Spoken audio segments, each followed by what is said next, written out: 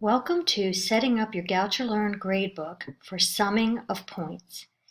In this video, I will show you how to set up your GoucherLearn gradebook if what you are attempting to do is simply add together all the points that students have earned and base their letter grade on a percentage of points earned.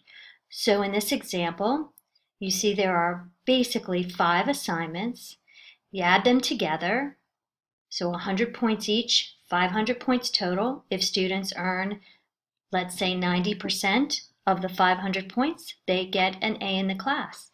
If they earn 80 to 89% of the points, they get a B in the class, and so on.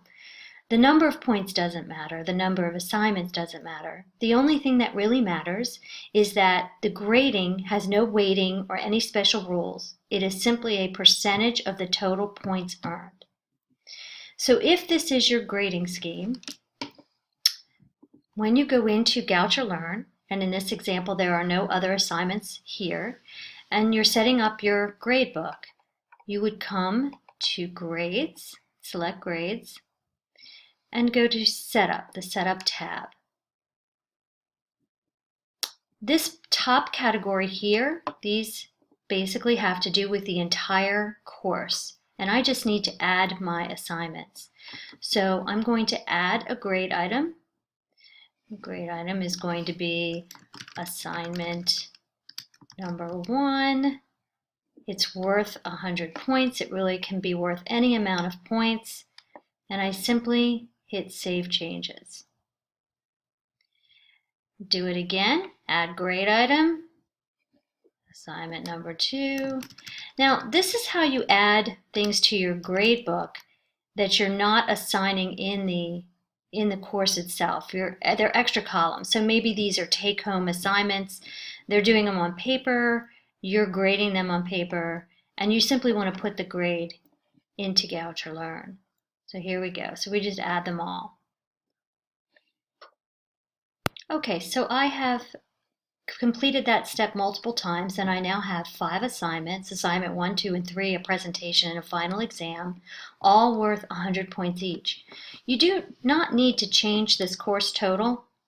The course total acts more like a percentage, so as grades are entered, the students will see a 90 or an 80 or a 95 or a 75 or whatever percentage they've earned. So if you leave the course total alone and do not change it, it will work exactly as you and your students expect it to.